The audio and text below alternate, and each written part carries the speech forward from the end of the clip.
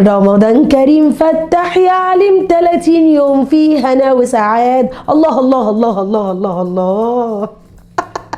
رمضان على الابواب وكل سنه وانتم طيبين. وزي اي ست قروبه ابتديت اجمع حاجات رمضان حاجه في حاجه، وده عشان ما احسش بالضغط في المصاريف، وانتوا كمان لازم تعملوا زيي، يلا مفيش وقت. المهم وانا عند العطار بشتري شويه توابل علشان رمضان، لقيت 3 انواع على قمر الدين والفرق بينهم كبير جدا، وسالت وعرفت ان في نوع ب 30 ونوع ب 70 ونوع ب 110، يعني الفرق بين ارخص واحد واغلى واحد 80 جنيه. اسكت، دماغي اشتغلت وانا عايزه اعرف ايه الفرق بين نوع ابو 30 والنوع ابو 110، وجبت الوسط بالمره ابو 70 علشان ما يزعلش. ابو 30 ده بقى اسمه ازهار الشام، ووزنه 350 جرام، ومكتوب عليه بخبره سوريه وايادي مصريه، ومكتوب المكونات بتاعته: عصير جزر وسكر وجلوكوز وزيت زيتون ومكسبات طعم مشمش.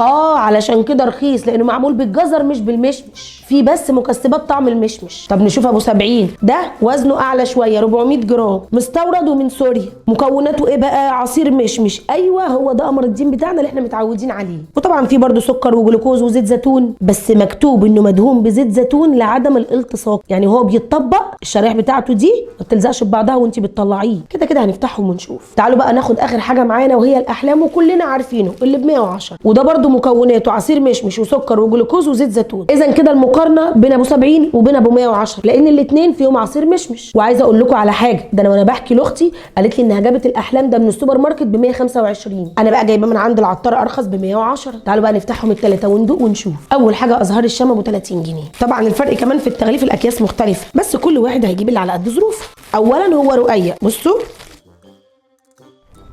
ومليان فراغات ورقيق خالص، والجزر باين فيه، بس نفتح برده وندوق عشان ما نظلمش حد. قطعنا حته اهو.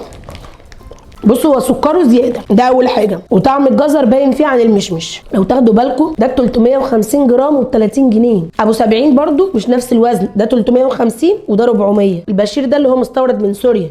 تعالوا نفتح وندوق. تغليفه كويس، محطوط عليه ستيكر اهو سهل الفتح. القمر الدين نفسه مليان مش خفيف، بصوا كله لون واحد، كله مليان زي بعضه، سمكه كله زي بعضه، مش حته تخينه وحته رقيقه زي ال 30 جنيه. نفتح وندوق.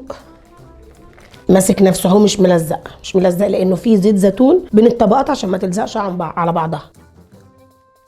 ده طعمه فيه مشمش، طعم زيت الزيتون باين فيه، وسكره مظبوط مش مسكر، لان انتوا عارفين المشمش ما بيبقاش مسكر قوي. نيجي للاحلام اللي بعده ابو 110. لما نشوف برده التغليف بتاعه كويس،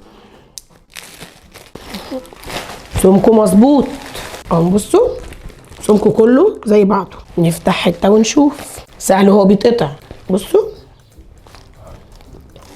ده طعمه حلو لان المشمش طعمه مش جازع فيه، وسكره مظبوط برده، طعم المشمش اقوى فيه، وكده كده اكيد الغالي ثمنه فيه، مش عايزه كلام. انا رايي زي ما بقول دايما، خير الامور الوسط، وطبعا كل واحد على حسب مقدرته. بس بصراحه الفرق بين اللي ب 70 جنيه واللي ب 110 مش كبير قوي، بس الفرق بينهم في السعر 40 جنيه، وده كتير. يعني ممكن بدل ما تجيبي 2 ب 210 من ابو 110، تجيبي 2 من ابو 70 جنيه ب 140، هتبقي وفرتي 80 جنيه وجبتي 2 بسعر اقل، والطعم مقارب جدا، وهيقضوكي رمضان كله. قولوا لي بقى ايه الحاجات التانيه اللي في تجهيزات رمضان عايزين نجربها معاكم.